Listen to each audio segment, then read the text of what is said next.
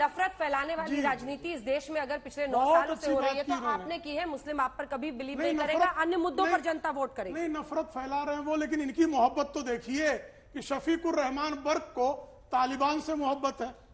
अबू हासिम आजमी कंधार विमान अपहरण कांड के अपहर्ताओं की मदद में खड़े हो जाते हैं। अबू हासिम आजमी मुंबई बम कांड के अभियुक्त, उनसे इनको मोहब्बत हो जाती है। इनकी मोहब्बत है याकूब मेमन, जिसने सैकड़ों हिंदुस्तानियों का कत्लेआम किया। उस मौत के सौदागर के समर्थन में अल्लाह अकबर का नारा लगाते हुए समाजवादी पार्टी के कार्यकर्ता चलते हैं। ये तो मोहब्बत। और जिसने रामलला पर जो है बमकांड किया, जिसने श्रमजीवी एक्सप्रेस में बम फोड़ा, उन आतंकवादियों को छोड़ देना क्योंकि वो मुसलमान है, ये इनके मोहब्बत का पैगाम था। और एक उनके बगल में और मोहब्बत की दुकान वाले खड़े हैं। अभी इनके राष्ट्रीय अध्यक्ष मल्लिकार्जुन खड़गे के सपूत प्रियांक खड़गे ने कहा, कहीं गाय कट रही हो बकरीद के दिन और कोई विरोध करना है तो उसको पीटना, यानी गाय काटने वाले को पीटना। ये मोहब्बत की दुकान है। प्रियांक खड़गे को निकाल लीजिए, प्रियांक खड़गे का बयान निकाल लीजिए, बयान निकाल लीजिए, मैं दिखाने को तैयार हूँ। प्रियांक खड़गे का बयान। जवाब तो मुझसे अरे तो बीच में चिल्लाने लगे, क्या हो गया भाई? तो साथ चल रहा है, हार्दिक भाई को रोका जा रहा था। ये कांग्रेस और सपा के लिए जो है खुली बाजार है। ये चीखें चिल्लाए, कौन से भाई को? पसमानदा को यहाँ भी दबाए। अरे ये बिल्कुल नहीं क्या चलेगा। बात है, अरे बिल्कुल नहीं बाप रे, चलेगा। क्या मोहब्बत है। पसमानदा से तो सत्ता की करेंगे ये मोहब्बत मोहब्बत। इतनी तेज हम हो गई। तो जो है याकूब मेमन से नफरत करेंगे, दाऊद इब्राहिम से नफरत करेंगे, जिनसे चंदा लेते हैं आप। समाजवादी पार्टी जिस दाऊद इब्राहिम से चंदा लेती है और जिसका कांग्रेस चिल्ला रहे आप, सपा के लिए नहीं है, सपा के लिए रोकने का नियम नहीं है। अगर अनुराग जी बीच में मत अगर ये सच है तो आपके बीच में उन्होंने बोला क्या? जवाब दे रहा हूं ना। आप, मैंने आपका नाम लिया क्या? लिया था आपने, बोला नहीं, बोलो। मैंने अखिलेश प्रताप सिंह बोला। बीच में मत चिल्लाइएगा आगे से। देखिए, अब ये झूठ बोल रहे हैं कर्नाटक के हमारे खड़गे जी मंत्री जी को लेकर के, एकदम झूठ बोल रहे हैं। पहले उनको बोलने। उनको दूसरी बात, ये काफी राम भक्त गौ भक्त हैं। जहां वोट मिले वहां मम्मी मम्मी, जहां खाने को मिले वहां यम्मी यम्मी। नेहरू से लेकर राहुल गांधी तक गौ मांस खाते हैं। फिर बोले नेहरू से लेकर राहुल गांधी तक यम्मी यम्मी गौ मांस खाते बीच हैं। में नहीं, इंदिरा गांधी ने, मम्मी मम्मी कहाँ से यम्मी यम्मी? हाँ, गाय के लिए। अच्छा, इनके मंत्रियों के सबके गाय। वही तो मैं कह रहा हूं कि नॉर्थ ईस्ट में इनके अध्यक्षों से लेकर सब कुछ बताने की आवश्यकता नहीं है। देखिए, देश में इंदिरा जी ने श्वेत क्रांति दी, हरित क्रांति दी, राजीव जी ने आईटी क्रांति दी, मनमोहन सिंह ने उदारता और नरसिम्हा राव जी ने आर्थिक क्रांति दी, साहब ने, हमारे मोदी जी ने व्हाट्सएप यूनिवर्सिटी की क्रांति दी। लग गए हैं व्हाट्सएप यूनिवर्सिटी के कट पेस्ट फोटो साहब का अपने थीसिस निकालने में। तो ये इन प्रधानमंत्रियों की देन है इस देश को। आज ये देश इस सब चीजों को समझ चुका है। झूठ, फरेब, कट पेस्ट, जो इनसे असहमत है वो गद्दार है, वो देशद्रोही है, वो पाकिस्तानी है, वो चाहे वो कोई हो, किसान हो, चाहे पत्रकार हो, चाहे पॉलिटिकल पार्टीज के लोग हों, चाहे सोशल एक्टिविस्ट हों, अगर आप इनसे मतभिन्न हैं, इनसे अलग हैं, इनकी हाँ में हाँ नहीं मिला रहे हैं, तो फिर आपको इस देश में नाना प्रकार के इस तरह से नवाजा जाएगा कि जो लोकतंत्र में कभी स्वीकार ही नहीं किया सकता। और लोग इस चीजों को समझ चुके हैं, खुद ये उसी तरह के हैं, इनके अध्यक्ष कह चुके हैं, राष्ट्रीय अध्यक्ष जब उपाध्यक्ष कह चुके हैं। क्यों नहीं जिन राज्यों में इनकी सरकारें हैं जिसके बलबूते पे आते गौ हत्या क्यों नहीं वहां रुकवा रहे हैं? क्योंकि इनके लोग खुद गौमांस खाते हैं। कई बार इनके लोगों के बयान भी आते हैं, अनुराग भगवान राम को बताते हैं, शिलान्यास भी। अरे पंडित ज्ञानी शंकराचार्य महंत नहीं रहे क्या कि राम मंदिर का शिलान्यास भी साहब करेंगे, उद्घाटन भी साहब करेंगे, रेल के झंडी भी दिखाएंगे, डब्बे की झंडी भी दिखाएंगे, प्लेटफॉर्म की भी दिखाएंगे।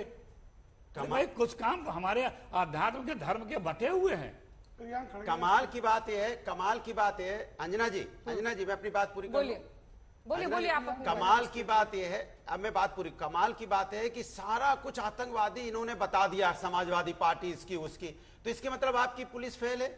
फिर अगर ये सब चीज इतना कुछ किया तो आपने अरेस्ट क्यों नहीं किया, कार्रवाई क्यों नहीं की? इसके मतलब आप चैनल पे खड़े होके और राष्ट्रीय चैनल पे खड़े होके झूठ बोल रहे हैं। अगर इतना सब कुछ हुआ होता तो एनआईए है, पुलिस है, सिस्टम है देश के अंदर में, इसके मतलब आपने कोई कार्रवाई नहीं की, इसके मतलब कोई बात थी नहीं, तो आप झूठ बोल रहे हैं। एक बात और, वैसे तो भारतीय जनता पार्टी की आदत हो गई है जो भारतीय जनता पार्टी के खिलाफ बोले, अगर छात्र बोलेंगे तो उनको आप कह दोगे टुकड़े टुकड़े गैंग कह दोगे, किसान अगर आपके खिलाफ बोलेगा तो आप कह दोगे खालिस्तानी पाकिस्तानी कपड़े से पहचाने जाते हैं, अगर समाज का प्रबुद्ध वर्ग आपके खिलाफ बोलेगा तो बोलोगे अर्बन नक्सलवाद, अर्बन नक्सल हो गया। अरे भैया आप किसको बख्शते किसको? अगर कोई राजनीतिक दल आपके खिलाफ बोलेगा तो उसके ऊपर आपकी एजेंसियां छोड़ देते हो आप। मैं आपसे पूछना चाहता हूं, देश के अंदर में लोकतंत्र का सम्मान करते कि नहीं करते? जनता अपनी बात कहेगी तो आप उसको, जनता की बात को भी झुठलाने के लिए, अपनी बात को ऊपर रखने के लिए कुछ भी करने के लिए तैयार रहते हैं। चैनल पे कुछ भी बोल देंगे, इन्होंने ये कर दिया, उन्होंने वो कर दिया। अरे जो आपकी जिम्मेदारी हो आपने किया क्या?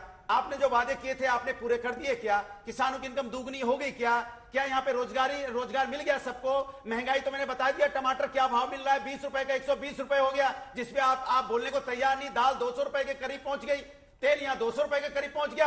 आम आदमी को आप यहाँ पे डाटा दिखा दोगे कि देखिए इन्फ्लेशन रेट क्या है यहाँ पे? आम आदमी जब झोला लेके घर से निकलता है और 500 रुपए लेके जाता है तो सब्जी तक नहीं खरीद पाता है, वो बिना सब्जी के घर लौट के आ जाता है। 500 रुपए में वो अपने घर की परिवार की सब्जी नहीं खरीद सकता। ये हालत, ये महंगाई है देश की, जिसके बारे में चर्चा नहीं करना चाहते। आप उनके घर में जाके झांको और कैमरे से झांको जाके, आप दूसरों के झांकते, आप विपक्ष के घरों में झांकते घूम रहे हो ना, आप जनता घरों में झांकिए कि किस तरह से चूल्हा नहीं जल रहा है। 1100 रुपए के ऊपर सिलेंडर हो चुका है, जो लोग अपने घर में ऑक्सीजन यहाँ पे गैस नहीं जला पा रहे हैं, दोबारा से ईंधन पे आ गए, अपने लकड़ी से अपना खाना बना रहे हैं। कभी आपने जानने की कोशिश की कि आपने क्या रिटर्न में दिया उनको? उन्होंने तो आपको पूरा आपको झोला भर के वोट दिया, आपने रिटर्न में क्या दिया उनको?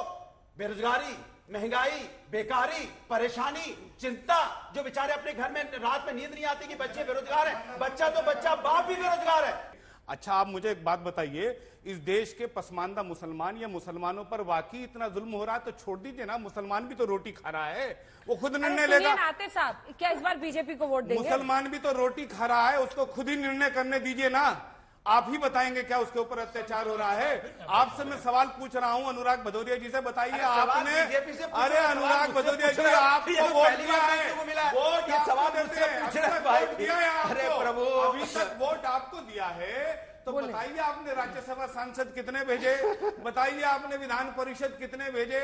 बताइए आपने पसमानदा मुसलमानों को कौन? अरे मैं देखिए अंजना जी, आपके चैनल से सवाल पूछ लेता हूं, आप बता दीजिए पसमानदा मुसलमानों की जातियां कौन कौन सी हैं? पसमानदा मुसलमानों की जातियां कौन कौन सी हैं? पसमानदा मुसलमानों की जातियों के बारे में भी नहीं मालूम होगा इनको कि कौन कौन सी जातियां हैं, कौन कौन सी कहाँ रहती हैं, और ये उन पसमानदा मुसलमानों के हितों की बात कर रहे हैं। मैं फिर आपसे ये बात कर रहा हूँ, हमारा मुद्दा आलू प्याज टमाटर नहीं है साहब। अच्छा, हमारा मुद्दा हिस्सेदारी है, हमारा मुद्दा हिस्सेदारी है, राजनीतिक हिस्सेदारी है। हंसना नहीं चाहिए, वो पसमानदा मुस्लिमों की तकलीफ बता रहे हैं। मैं पसमानदा मुसलमानों की चुटकुला थोड़ी है, उनका रोजगार है, उनका स्वास्थ्य है। आप जब पसमानदा मुसलमानों का अगर वास्तव में उत्थान चाहते हैं तो उनको विधान परिषद में भेजिए। आप देखिए लोकसभा जीतकर कोई भी आ जाएगा, बताइए आप विधान राज्यसभा कितने लोगों को भेजेंगे? बताइए आप विधान परिषद कितने लोगों को भेजेंगे? आयोगों में, बोर्डों में, अभी आपने कर्नाटका में सरकार बनाई है, कर्नाटका में मंत्री बनाए, कितने पसमानदा मुसलमान मंत्री बना दिए? हम उत्तर प्रदेश का उदाहरण भारतीय जनता पार्टी ने आपके सामने पेश किया, वोट दिया कि नहीं दिया? कर्नाटका में ये तो स्वीकार करेंगे ना कांग्रेस के नेता कि कांग्रेस में एक तरफा वोट कर्नाटका में मुसलमानों ने दिया है, तो बताइए कितने पसमानदा मुसलमान आपने वहां से मंत्री बनाए?